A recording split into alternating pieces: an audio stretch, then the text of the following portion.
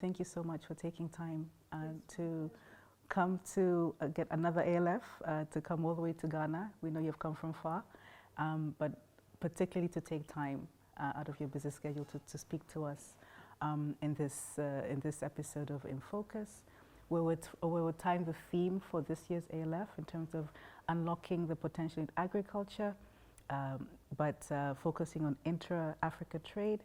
But in our discussion and a conversation with you, of course, we will really want to look a little bit more at the issues of markets and access to markets, etc.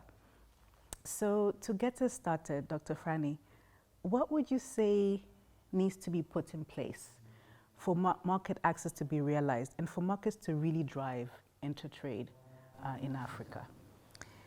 First of all, thank you so much for having me once again. I think your program, In Focus, is one of the most impactful programs out there in terms of sharing ideas to the average person who doesn't have much time to read but can catch up very quickly. So thank you for having me. The question you ask on access to markets, maybe let me start from within countries. Within countries, the agricultural sector really serves the urban residents, serves industry, and also serves some of the critical needs for manufacturing, including pharmaceutical products and so on. So access to markets within countries really is driven by, first, infrastructure, being able to get the products from the farm to the factory, from the farm to the kitchen, and from the farm to the industry. So there, investing in infrastructure really makes a big difference in improving access to markets. But the other aspect is warehousing and storage, because a lot of produce, agricultural produce, gets lost through wastage because you don't have refrigeration, so cold chain logistics is a problem. You don't have storage facilities that can keep the products safe. Let's say you're talking about maize or beans that need to be in a dry place where the insects cannot get access to it, or the rats. That's usually not very available. But then thirdly is having the farmers know when to send the products to market. So having price signals, so they can check and say, okay, today tomatoes are going at a very high price, let me send my products there. And then use the rest of the time to wait for a more opportune time to go. So those three things are very critical for improving access to markets. Between countries, which is what we're trying to do with the Continental Free Trade Area, it's the interconnectivity between the countries, which is infrastructure, same as in domestic markets, but then there are additional frictions that need to be taken care of.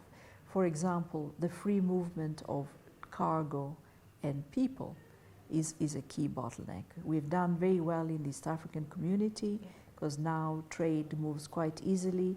I was very impressed by the statistics during COVID that showed that Tanzania exported 30% more to Kenya during COVID than it had done in previous years, which shows that when you do have an incentive to trade locally between countries, it happens, because there were supply chain constraints globally. People couldn't get the products that they would usually import, and therefore the nearest neighbor became the best solution. And East African community did very well during that. So that's the first area, the infrastructure, and then the removing the frictions that make trade difficult. But then the third area is actually having standards, so that people know if I buy a product from Uganda or from Tanzania, it's going to be the same quality, because there is a regulator that is making sure that if a product is labeled fresh pineapples from southern Tanzania, they are the same quality fresh pineapples than those you could buy from Uganda or from Rwanda and so on. Right. And so, yeah, Dr. Frannie, you already started to mention some of the challenges. You pointed to the issues of, for example, storage or some infrastructural constraints. But if you can just tell us a little bit more, what are some of the current challenges? Not just for us, for example, in Tanzania, you already cited Tanzania, but all the other African nations in accessing regional markets that need to be overcome. What are some of the challenges that need to be overcome? I think the first one is the size of the companies that are engaged in the trade. They are usually small and medium enterprises. They have very limited access to capital. Even basic working capital needs are not met. We have a shortage of $50 billion Africa-wide just to small and medium enterprises for their working capital needs. So that's the major constraint. The second one is currency risk. If you look, for instance, what has happened to the Ghanaian cedi, to the Kenyan shilling, because of the fluctuation in the US dollar and euro market, it has impacted the local currencies. And global trade in general does have implications on local currencies. And unfortunately, because we have to trade through the dollar, that makes goods very variable in terms of the cost. Because if you're buying from one country to the other, the currency exchange becomes a risk. So I was very happy to see, for example, Tanzania recently made a direct trade with India, and they went from the shilling to the rupee. You have companies like Aza Finance that are doing digital currency trade. So if you are selling products from Ghana to Tanzania, you can export your products delivered in cedi, but then get paid in Tanzanian shillings and vice versa. So that really helps to reduce the risks of currency exchange. And then you have things like TSX, which are institutions that directly help to hedge against currency risks and trade-related exchange risks. Okay, thank you, Dr. Frannie. And so once again here, I would like to tap into your wealth of experience. What can we then learn from other regional blocs that are successful? What can we learn, for example, even from the EU and other blocs like that, based on what you know, what you see, in order then to help us as with the Continental Free Trade Agreement here in Africa? What can we maybe borrow? I think there are a number of examples. The first one is when you look at the accession countries to the EU, they were given criteria that they needed to meet in order to accede to the European Union. And many of those criteria had to do with how markets function and what they needed to have in place in order to trade with the other member countries. And they agreed on common standards for infrastructure, common delivery, quality, common phytosanitary conditions, and they got technical assistance to help them get there. So I think for Africa that could be a very important lesson learned, which is to agree on the standards and then to support the companies that are engaged in those value chains to be able to meet those standards. The second area, which I think was very important and it was talked a lot about at this leadership forum, is being able to specialize and then network specialized on niche markets, so that not everybody is producing the same thing. Absolutely. And that can only be done with coordination across countries and giving those with a comparative advantage the opportunity to actually get a strong presence in that market and then use specialization elsewhere to cover the gap. And you see this, for instance, with Airbus. The aircraft is made in 3 or 4 different countries, and then it's assembled and exported then to the export markets that then purchase those aircraft. So we could learn a lot from that. And maybe the last area is more around being able to trade together as a bloc with the rest of the world, and to use that to negotiate advantages for Africa that otherwise would not be possible bilaterally. Thank you for those 3 very strong areas for us that we can look at and see what we can learn. And if you look within Africa with some of our regional blocs that are already in place, we look at SADC, we look at EAC, ECOWAS. Are we moving in the right direction? Any of them, would you call any of them successful already to date? I think ECOWAS and the East African community are numerously cited as being successful. In the ECOWAS case, the free movement of people has made a huge difference. So you don't need a visa to go from one country to the other in the ECOWAS region. You can invest, you can go and work, there are no labor restrictions, and that's the most free, I think, of all the regions in Africa. East African community has done quite well also in these areas, but in addition, in having the central banks coordinate so that you don't have too wide fluctuations amongst the currencies, which has also helped a great deal. And then, of course, the investment in border, removing the delays at the border, reducing them, or removing borders altogether. For ECOWAS, it has made a huge difference. The East African community is working hard to get there. SADC has made progress, but there's still work to be done. So I think the region that has the most work to do is ECAS for the Central Africa countries. They have a real long way to go still. And of course, the northern part of Africa, who are really barely trading with each other. But ECOWAS and East African community are always cited as success stories. Excellent. And now if we could bring it back to the theme of this year's ALF and bring it specifically back to the African Continental Free Trade Area and of course the agreement. How can we use this block to unlock the market, to unlock market accessibility? How can we now use this instrument? I think first of all is to use the African Union and the Continental Free Trade Area to negotiate trade agreements with the rest of the world.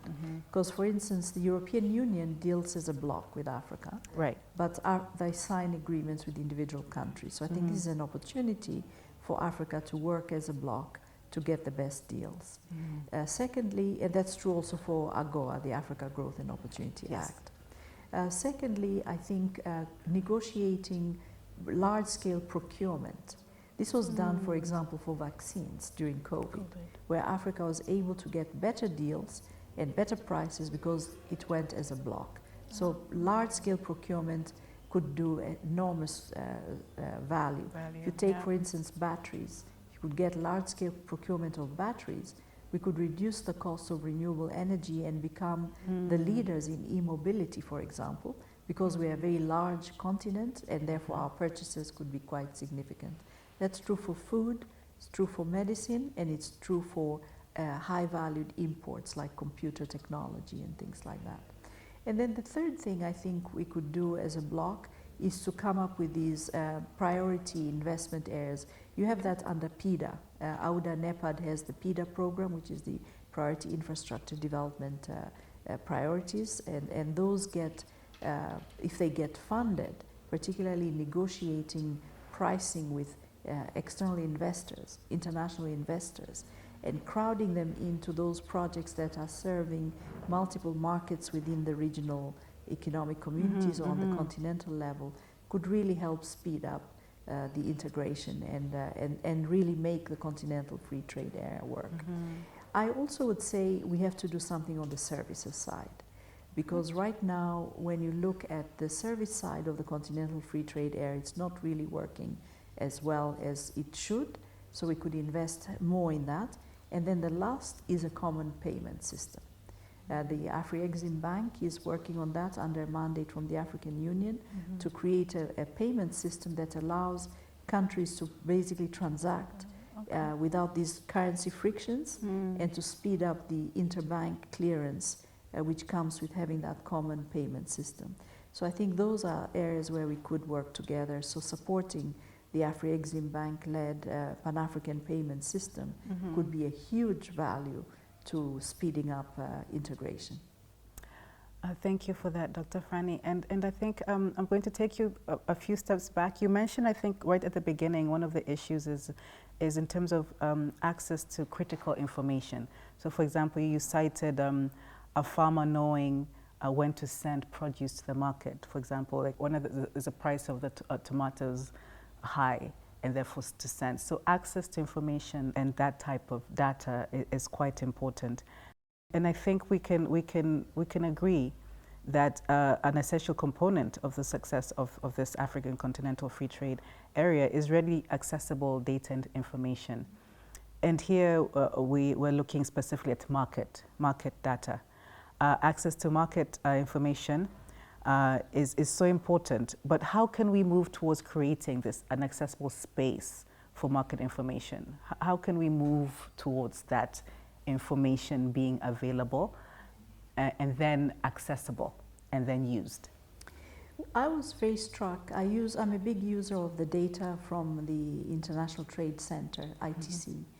And when you go to that database and you want to look at any data flows like trade between two countries, continental trade, product-related trade. When you look for any typical African country, there are a lot of gaps, blanks.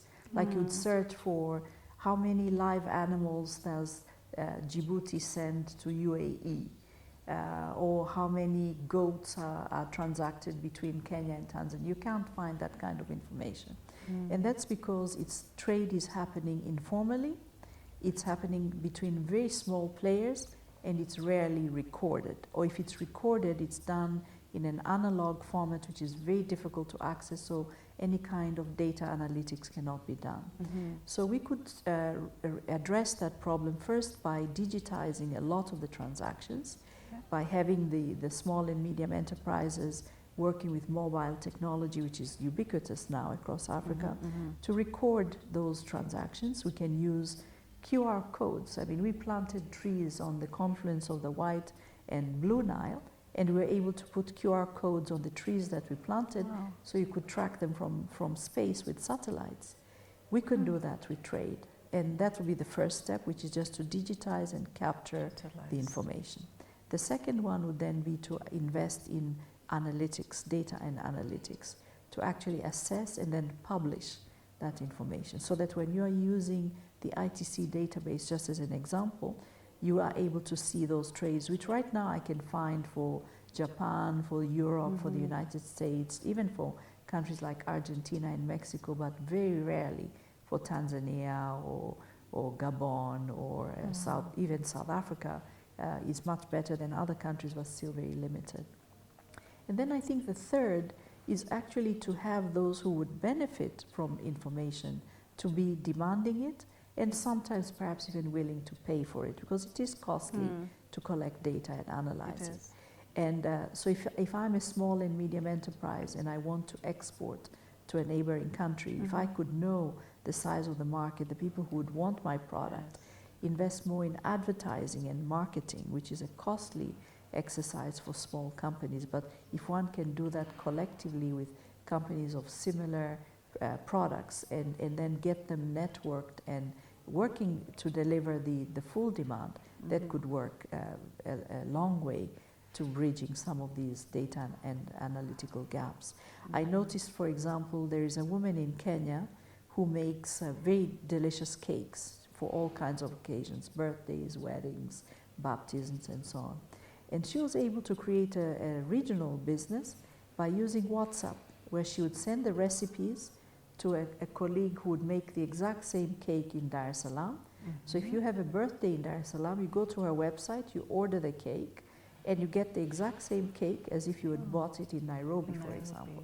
Because she has digitized her business, she has linked it to a quality of standards that can be verified, and she's linked it to a communication system where people can order using digital technology. So e-commerce is the other area that could really speed up the access to information and data, because every e-commerce transaction is quite easy to trace. So, for example, in Ethiopia, because we have the Ethiopia Commodity Exchange, farmers now have information on their phones of what the commodity price is, and they're able then to make decisions for increasing the planted area, deciding when to send their products to market, and they can do that on their phones. So that's already happening on the pricing side. Another example which I really like here in Ghana and in Nigeria is a digital program called Hello Tractor, where you can order a tractor the way you order an Uber. So you need a tractor to come and plow for your fields, because you know when the rains are coming, because you get digital information on your phone about the pattern of rains expected in the next 3 weeks. You get a tractor, you order it, you pay for it online or through your digital device. You use it and you lease it for the day or 2 days, and you send it back. So Hello Tractor is an example of digital access to information, leveraging a leasing of mechanization, which is very important for productivity, and a payment system at the same time. The third one, which I quite like, is an AI-based irrigation system in Nigeria called AgriCore, which monitors the moisture in the soil and then can send exactly the right amount of irrigation to the plant. And that matches the species of plant you're growing, the quality of the soil, moisture, and the rain patterns. And you're able to efficiently use irrigation, all AI-based. And then you have other examples like the ability to trade across countries, again using the e-commerce digital platforms, so that you know when your product is going to be in high demand and when to send it to the neighboring country versus holding it for the local market. This is already working in a number of countries that are able to have this data sharing, particularly in ECOWAS for rice, for example, for yams, and you already have a commodity exchange for yams and cassava, which is allowing those products then to be traded across broader regions. So I think we are there, but we have not quite integrated it in the way that it delivers efficiency and scale, and then helps all the farmers to have the same quality of access. Well, thank you, Dr. Frannie. I mean, you've really pointed to practical, almost day by day examples that all of us as Africans, we all now have that power to do it. I mean, yourself, myself, we can all take those from those examples that you cited to show that we all have agency. We all have that power to impact, if not one more, and then it'll have that trickle effect and cascade and spread throughout the continent, which is exactly what we need to translate the African Continental Free Trade area for it to actually make sense to Africans as a whole. So thank you for that. I think you've really provided examples that are relatable and that can appeal to the audience in terms of, I think everybody will be able to see themselves somewhere in your story. So thank you, and again, thank you for taking time to speak to us as Uongozi Institute and our InFocus session today, acknowledging the long day you've had, the long trip you've had. I believe you've come from quite a long way, and you have a lot of commitments that you've set aside to be with us and to now take this time to speak to us. So we thank you once again for being one of our biggest and strongest long-term supporters of the Institute, but once again for coming to share your wealth of experience and setting us in a direction that has provided really practical examples for us to take with us. So we thank you. Tunashukuru sana. Asanteni sana. And asanteni sana kwa kunikaribisha katika hii program. I'm a big fan of InFocus. I think it's impactful, as I said at the beginning. So keep up the good work, and try our best. I would like to see Uongozi going from strength to strength. Amazing. As it has been doing. So really very well done. Thank you. And tunawakushukuru. I think you've nurtured, and you think you continue to nurture Uongozi even Always. from a distance. So we really are blessed and thankful for your nurturing arm from wherever you are in the globe always. So asante sana, Dr. Frannie. Asante sana. Thank you. It's been a pleasure. Okay. Thank you.